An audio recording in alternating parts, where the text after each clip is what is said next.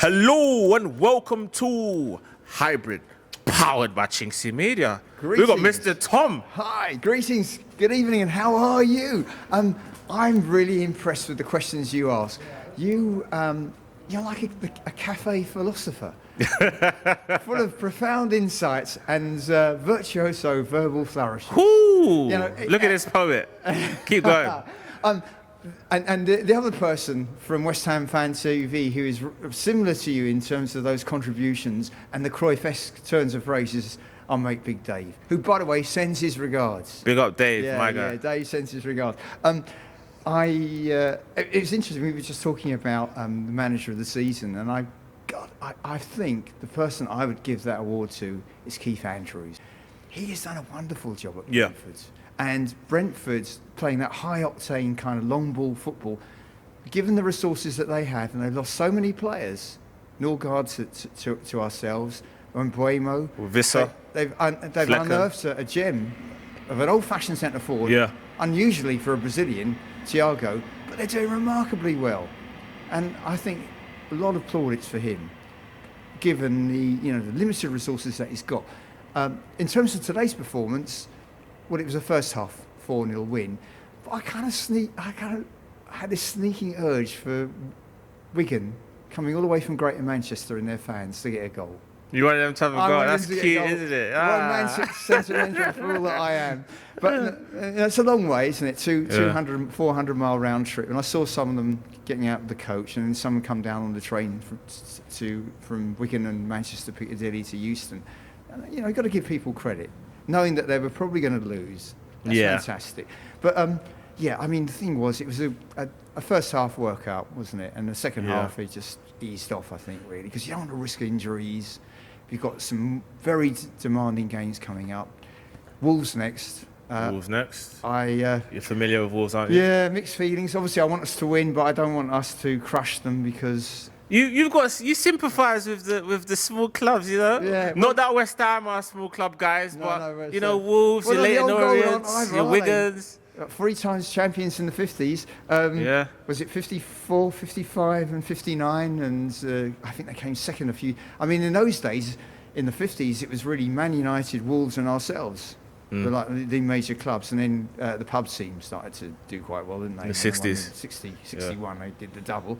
The year I was born. Bill Nicholson. Yeah, Bill Nicholson, yeah. We're playing a pub team at the Toilet Bowl on Sunday. So there'll be, I think, a different proposition, though, under Igor Tudor. Igor Tudor, former Croat centre-back at Juventus. So I think that he'll galvanise them, and I think we might see a tougher, I think a more combative Tottenham. But having said that, we should win because we've got the quality. But we've been discussing today about Eze. And how do you solve a problem like Ebere Eze, Tom? I think he needs to be given more opportunity within the framework of the team to express himself, because I think Arteta, he wants him to work as a kind of footballing cyborg, as a robot, doesn't he? Because Arteta's obsessed with analytics and AI football and homogenised kind of hyper-processed kind of coaching. Whereas Eze's a free spirit, isn't he? I mean, it's like there's a kind of philosophical battle going on here between the kind of the free spirit, the aesthetic quality of a player like Eze and Ethan, who's now at Marseille. That's what I was thinking. Yeah, that's the reason Ethan's gone. Yeah, because these players are intuitive players. They're improvisers. They're like jazz musicians, aren't they? They improvise on a theme around the fellow musicians in the collective. But there's always got to be a balance, and there's got to be a rhythm. But they can do things which not many players can do. But Arteta doesn't appreciate that, because for Arteta, it's about winning at all costs and trampling over creativity in his pursuit of winning the title. Now, I kind of understand that, but I think, we were saying a few weeks ago, what about the ends? Do they justify the means? We're going to find that out in May. We're going to find out that answer. I don't think we'll win the title. You've maintained that since September. Yeah, and I think looking at Man City, I know they beat their local rivals in Greater Manchester, Salford yesterday, and they seemed to ease off, didn't they? Yeah. Against them. But I think they're going to leapfrog us. So we'll we come are going to second. have to drop points in at least 2 Premier League games for that to happen, Tom. I think we will. I think we'll. I mean, look, he was sensible today, and it was with all respect to Wigan, they weren't the most onerous, demanding opposition, and sort of no injuries. But say if we'd played a team like Coventry or Middlesbrough, you know, a team from the top of the Championship who are playing with a lot of confidence and drive, I think that would have been a tougher game. So it was the ideal tie for us today. They played. Is it they're playing tomorrow or they played today? Who won that game? Middlesbrough are playing tomorrow, I think. Tomorrow, okay. Yeah. So hopefully, Coventry need to win that game. yeah, I want Coventry to go Falling up. apart. I really like Coventry, and I want them to go up. They are a fantastic. There's a company. host of sides that could leapfrog them, though. Even Hull could get them. Ipswich, Hull, yeah. Millwall, Unfortunately, yeah. Middlesbrough. Yeah, Middlesbrough. And there was 11 points clear at one point. Yeah, What is so- Frank Lampard doing? I don't know. It's sort of, again, you know, I think it's rather like ourselves. A bit of anxiety is creeping in. The pressure is beginning to tell, and I think this is a problem that Arteta's got, isn't he? Because, I mean, the weight of expectation is so great now because we all want, we desperately want us to win the title. It's been 24 years. 22, yeah. 204, 22 years. And I think that burden is weighing on his shoulders. But you've just got to be calm and methodical. But I mean, I suppose today he did the right thing, and he gave Eze his opportunity, and he made some important contributions, but he needs to give him more opportunities, and I'd play him against Wolves. You know, that's going to be one of the things I'm going to look at. Well, I'm going to firstly look at if Arteta's got the bottle to maintain Madueke on that right wing, because I think he played well it's too, better for scored. Gyökeres to put Madueke there, and he's on form. Yeah. Or you're going to revert to tie up and just put Saka in there because he's your guy. No, but if you're going to play, you know, it's a theme that you've been developing. Yeah. About the possible, you know, this dynamic, this slightly flawed Saka dynamic, and Gyökeres. the Gyökeres Saka dynamic. Yeah. Maybe he may not select Saka and go with Gyökeres, but I would also like Gabriel Jesus to come into the game, maybe in the second half. But then that goes against the fact that Saka is Arteta's poster boy. That's his guy. That's his go-to man. So it's like... Yeah. So what is... It's a battle. So that's an interesting question you're raising about the permutations and the dynamic. Yeah. I wonder what's going on, but I think there is some sort of tension perhaps between Saka and Gyökeres. Look closely at how Gyökeres communicates with Trossard and Martinelli and Jesus, and look at the difference between how he is with Saka, and you'll see something's there. In terms of the kind of the gestures and expressions and the kind of the psychology between them. But I think this game against Wolves will be tricky. I want us to win, but I don't want Wolves to get humiliated. What constitutes a humiliation? 3 or 4-0? 4-0, 3-0, 4-0. Wolves have got a very promising young player called Matheus Mane. Okay, he looks as if, the problem with it's the owners at Wolves. They've sold all their best players, haven't they? Yeah, pretty much. Like Semedo, Cunha, Nori, they've all got. Before that, Neves, Nunez, Mazzini. It's a joke. So you can't do that, can you? But I just think the Old Gold is such a great club, and sadly, big club. It looks like they're bound for the Championship, and it's a really hard league to get out of. Yeah, let's talk Championship. Who do you think is going up, Tom? I know you want Coventry to go up, but do you think they can hang on there? Because there's about 12 games left. I think Cov, Middlesbrough, and it's going to be playoffs. That pack. I hope it's not Millwall because I can't bear them because of my West Ham leanings. Ipswich there, Hull's there. Yeah, maybe the Tractor Boys or Hull City. It is a clearinghouse, isn't it? It's a real, 46 games are really tough. Yeah, it's a slug, yeah. And my hope is that West Ham don't get relegated because I think Nuno he looks like he's. Yesterday it was, I think Castellanos, right? Yeah. Got the extra time winner. Was it? No, Somerville got the winner. Got the winner. Okay, right. He saved a few blushes. But they did enough.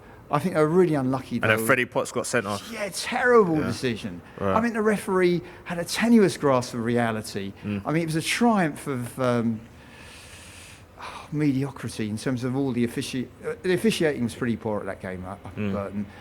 But I think Freddie Potts should have got a yellow card, not a dismissal. So he misses the next game, innit? Vital game. Vital game. That's a shame, isn't it? So it's Bournemouth on Saturday, isn't it? Bournemouth, that's the one, West Ham. So Hopefully West Ham can Must-win game. Well, but the thing is, there's some momentum now. Yeah. So hopefully West Ham can win that game. But it's really tight down at the bottom. Giving themselves a puncher's chance, though. Obviously now Tottenham are looking over their shoulder. Nottingham Forest, Leeds, Crystal Palace. If they get sucked into that Brighton. black hole, don't they? Tottenham would be brilliant, wouldn't it, if they get relegated? Brighton, they're awful. Yeah, Brighton are so average, aren't they? That is the problem. They just mediocre. They just don't have nothing to play for. They're not good enough for Europe. They're not going down. They're just floating. And they're kind of getting drawn into the relegation scrap, aren't they, in dogfight? So I think it's going to be very difficult for them. But my hope is that West Ham will survive. I think, if you look at teams like Burnley, they went out of the cup as well. Yeah, they went out of the cup to Mansfield. And well done to Nigel Clough's Mansfield. But just finally, I was going to say that football, it is so unpredictable, isn't it? And it allows for heroic escapades. And I've really got to give a lot of credit to Mansfield. So you still believe in the magic of the FA Cup? I do, and I know that's a cliche, but and it has been downgraded over the years. Because when I was a kid, the FA Cup really meant something. Yeah. It was huge, wasn't it? Up until really, I think one of the things that really spoilt it was when they started playing the semi-finals at Wembley. Because it was better then because you got more games at places like Villa Park and Old Trafford. It was the competition was spread out outside of London. In fact, I think one of the first semi-finals. Hillsborough, Villa Park, Old Trafford. Yeah. But it was at Tottenham Arsenal 91. 91. Oh, where they had the two legs. Yeah. So, it's a shame. But I think we've got a chance still of the title. I'm not going to write us off, but I am very worried about Man City. They are playing with a bit of style, panache and verve now, and the team seems to be connecting and combining together well. And they've got goal threats all over the pitch. Well, I think it's fair to say Chelsea will have a big say in who wins this title. We both have to play Chelsea. Incidentally, Chelsea are our next home game. They've 2 weeks. under Liam, haven't they? Especially when they don't play us, they win all the other games. But obviously, Man City got to go over to Stamford Bridge. Yeah. So that might be a difficult one for City under Liam Rossini. And he's allowing the players to express themselves. Yeah. They're more effusive, more expansive, aren't they now? Which plays into our hands, though. I feel like teams that are expansive against us invariably get left found wanting. Yeah. And it's a very salient point that you make, amongst many that you make. Thank you, appreciate that. And I think what's the great thing about the channel is the opportunities you're giving people to speak, and at length, which they wouldn't get on other channels. The other thing I was going to say, can I just make one more point? Absolutely, sir. It's about Jim Ratcliffe. His dreadful diatribe and racist rantings are just appalling. I mean, Manchester United fans, I think, are sickened by his comments. I know the manager hasn't come out and said anything yet, but Pep Guardiola has. He won't or can't or both. Well, he ain't saying both. nothing. But the other thing is that I was really pleased that Andy Burnham, the mayor of Greater Manchester, has condemned Ratcliffe. I mean, Ratcliffe is a tax dodger. He supported Brexit. He's worth about £12.5 billion. And he scapegoats the weakest, most vulnerable members of our society who make an immense contribution to this society. And he was actually wrong, factually, to say that 12.5 million people have immigrated to this country since, I think, was it 2000? I watched it as well. Was it 2005? In fact, the truth is it's 2.5 million people. But we need people in this country, and it adds to the cultural diversity of this country and its economic strength. This person, I just find him absolutely loathsome. I mean, the fact that he sacked the dinner ladies and the tea ladies at Old Trafford a few years back gives you an idea of what kind of individual we're dealing with. You know, when someone that's worth £12.5 billion doesn't do that out of philanthropy. Lady. I mean, he sacks loads of the non-playing staff at Old Trafford. He's also asset stripped at Ineos, which is this large petrochemical company, and they've got a plant up at Grangemouth in Scotland. Okay. And where he sacked loads of workers too. Not a very pleasant person. And the worst thing about it is that you got one of the most privileged members of our society who decided that he didn't want to minimise his tax bill by living in Monaco, yet supported Brexit, emboldens the far right and vile Nigel Farage's Reform UK by scapegoating people in this country who aren't responsible for the crumbling infrastructure and underfunded public services, and would make an immense contribution to this society if they were allowed to work. It's disgusting. It really is. So, you know, I really, I think people like, I just think they're the prize in our society, these billionaires, because where do they get their wealth from? By exploiting the majority of people in our society. And certainly people that come to this country don't come here to live on benefits. This is another myth. People come here to contribute, and they add to the wonderful cultural kaleidoscope and diversity of Britain. Bow! Cheers. Thanks for watching this video, guys. Don't forget to like, hype, comment, share and subscribe. And send a super chat. Help support the channel. And place them W's in the chat. Yeah. There's going to be a link on Tom's face. Cheers. Click that link. And be sure to check out these playlists for more amazing videos only on Hybrid, powered by chinkseyMEDIA.